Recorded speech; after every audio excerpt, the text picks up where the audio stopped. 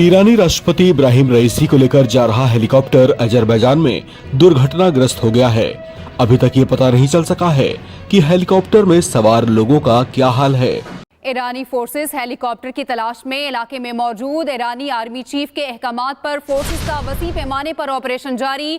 ईरानी army chief का कहना है फौज पूरी सलाहियत और मशीनरी के साथ ऑपरेशन में मसरूफ है। ईरान से अफसोसनाक खबर आ रही है, जहां ईरानी सदर इब्राहिम रईसी के हेलीकॉप्टर को हादसा पेश आया है। ईरानी सरकारी न्यूज़ एजेंसी इरना के मुताबिक दसमेर के जंगल में उस वक्त ये हादसा पेश आया जब ईरानी सदर अपने आज़रबाईजानी हम मनसब के हमरा डैम के इफ्तिताह के बाद वापस लौट रहे थे। हेलीकॉप्टर में ईरानी सदर इब्राहिम रईसी, वज़ीर ख़ारजा हुसैन आमिर, गवर्नर मालिक रहमती, ईरानी सुप्रीम लीडर के नुमाइंदे आयतुल्लाह मोहम्मद अली मौजूद थे। इरना के मुताबिक जिस जगह पर हेलीकॉप्टर को ये हादसा पेश आया है, वहाँ के मकामी अफराद ने एक ज़ोरदार धमाका सुना है। इस वक्त 40 के करीब रेस्क्यू टीम्स इलाके में मौजूद हैं। ड्रोन और सुराग रसा कुत्तों की मदद से हेलीकॉप्टर को तलाश किया जा रहा है।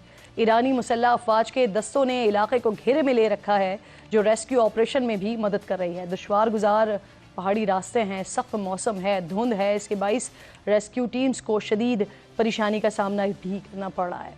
सूरत हाल पर कैबिनेट का हंगामी इजलास भी बुला लिया गया है, जिसमें हादसे की इब्तिदाई रिपोर्ट पेश की गई है। मुल्क भर में सदर की हिफाजत के लिए दुआएं मांगी जा रही हैं। 63 साला इब्राहिम रईसी 2021 में ईरान के सदर मुंतखब हुए और उन्होंने 62% वोट हासिल किए थे, लेकिन इस इलेक्शन को ईरानी तारीख में कम तरीन टर्न आउट वाला इलेक्शन करार दिया जाता है, जिसमें लाखों लोगों ने वो घरों से अपने नहीं निकले थे, हक़ राय दही का इस्तेमाल नहीं किया था। जो वोटर्स बाहर निकले उनमें से भी कई वोटर्स ने अपने वोट को ज़ाया किया था। अमरीकी खबररसा इदारे एसोसिएट प्रेस के मुताबिक इब्राहिम रईसी ईरानी सुप्रीम लीडर के मुमकिना जानशीन हो सकते हैं। इब्राहिम रईसी सन 2014 में ईरान के प्रोसिक्यूटर जनरल मुकर्रर हुए थे।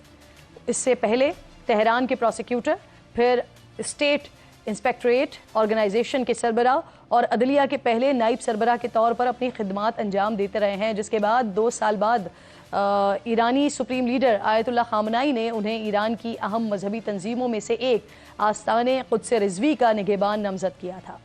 ये तंजीम मशहद में मुख्तलिफ फलाही इदारों और तंजीमों का इंतज़ाम संभालती है। इसके सिर्फ 1 साल बाद 2017 में इब्राहिम रईसी पहली बार सदारती इलेक्शन के लिए मैदान में उतरे और सबको हैरान कर दिया था, लेकिन वो जीत नहीं सके थे। 2019 में ईरानी सुप्रीम लीडर आयतुल्लाह खामनाई ने उन्हें अदलिया के सरबराह के ताकतवर ओहदे पर नामजद किया और उसके अगले हफ्ते ही वो माहिरीन की असम्बली के डिप्टी चेयरमैन के तौर पर मुंतखब हो गए, जो कि 88 रुकनी उलमा का इदारा है, जो अगले सुप्रीम लीडर के इंतखाब के लिए ज़िम्मेदार है। इस हादसे के बाद, इस सानहे के बाद इस वक्त ईरान में तमाम लोग दुआ गो हैं कि इनकी ज़िंदगियों के हवाले से, जो लोग इनके साथ मौजूद थे उनके हवाले से बहुत ज़्यादा दुआ गो हैं और हम भी दुआ गो हैं इनकी खैरियत के लिए। प्रोग्राम में थोड़ा सा आगे बढ़ते हैं और इस वक्त सैयद हसामुद्दीन महाजरी मौजूद हैं, जो कि सिनियर सहाफ़ी हैं, ईरान से इनका ताल्लुक़ है। ज़रा इनसे डिटेल्स ले लेते हैं। पहले बहुत शुक्रिया आपका हसाम साहब। सर, क्या इत्तलात हैं आपके पास इस अफसोसनाक हादसे के हवाले से? रेस्क्यू टीम्स अभी तक कोई कामयाबी हासिल कर पाई हैं? तैयारा, ये हेलीकॉप्टर मिल पाया है? क्या कह रहे हैं ईरानी हुक्काम? ये अस्सलाम वालेकुम, आपकी खिदमत में सलाम अर्ज़ है और आपके तवज्जुह से तमाम नाजरीन को इस वक्त, जो कि इस वक्त समा टीवी को देख रहे हैं, उनकी खिदमत में भी सलाम अर्ज़ है।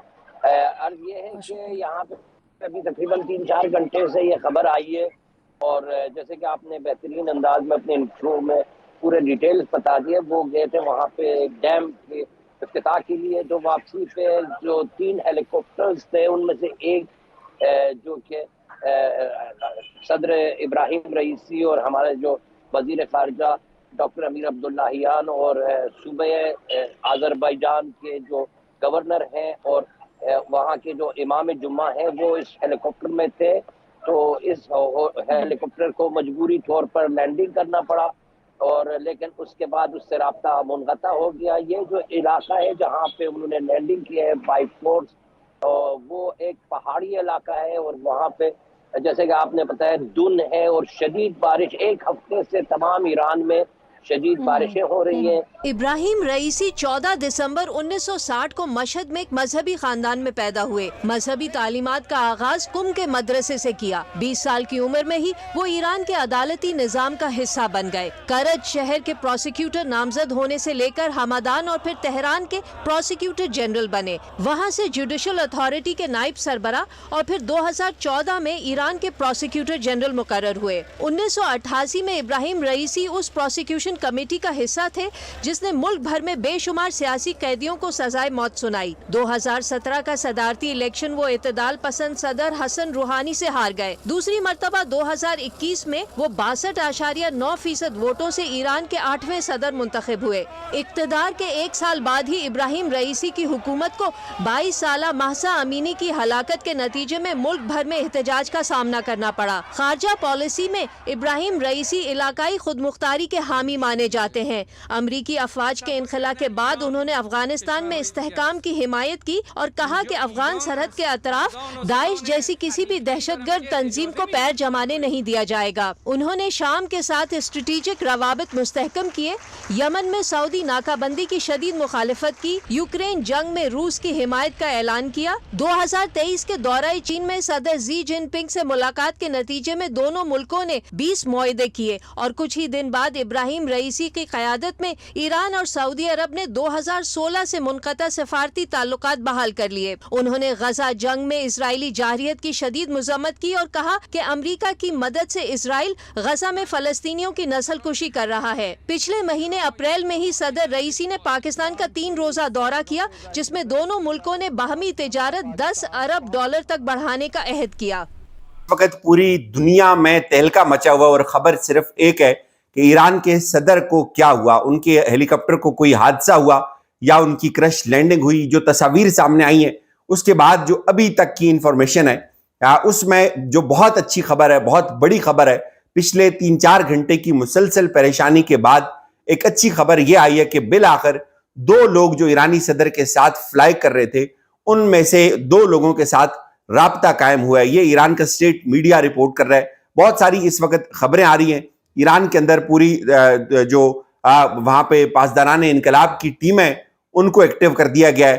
46 سے زائد جو ٹیم ہے ان کو اس ریسکیو آپریشن کے اوپر لگایا گیا ہے۔ تو اب تک کی جو انفارمیشن آئی ہے کلیکٹ ہو کر جو مستند سورسز کے ذریعے وہ آپ کے سامنے رکھتے ہیں۔ ایک تو آج یہ جو دورہ تھا ایرانی صدر ابراہیم رئیسی صاحب کا، یہ جا رہے تھے آذربائیجان، اور ایران اور آذربائیجان کے تعلقات میں اتار چڑھاؤ تو آتا رہتا ہے، یہ رپورٹ بھی ہوتا ہے، لیکن آج وہاں پہ انہوں نے ایک ڈیم کا افتتاح کیا۔ کچھ میڈیا آؤٹلیٹس نے یہ بھی رپورٹ کیا کہ ایران کے صدر جب وہاں پہ گئے اور انہوں نے آذربائیجان کے صدر کے ساتھ جب بات کی یا ہیلی کاپٹر سے ان کی کوئی کنورسیشن رپورٹ ہو رہی ہے کہ اس میں انہوں نے کہا کہ ہمارا آج کا ملنا کچھ لوگوں کو اچھا نہیں لگے گا۔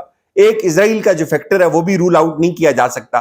تاہم اب یہ بھی بتایا جا رہا ہے کہ وہ وہاں پہ گئے، بیڈ ویدر تھا، اور بیڈ ویدر میں کیا ان کے پاس کوئی بیک اپ نہیں تھا، یا جو ان کے پاس مشین تھی یا جو ہیلی کاپٹر ان کے پاس تھا کیا وہ اتنا ایفیشینٹ نہیں تھا یا اتنا ٹیکنالوجی میں ایڈوانس نہیں تھا کہ وہ ان تمام چیزوں کو ایسیس کر سکتا یا ان تمام پیرامیٹر سے وہ لیس نہیں تھا۔ یہ بہت ساری چیزیں آہستہ آہستہ جا کے اب کھلیں گی۔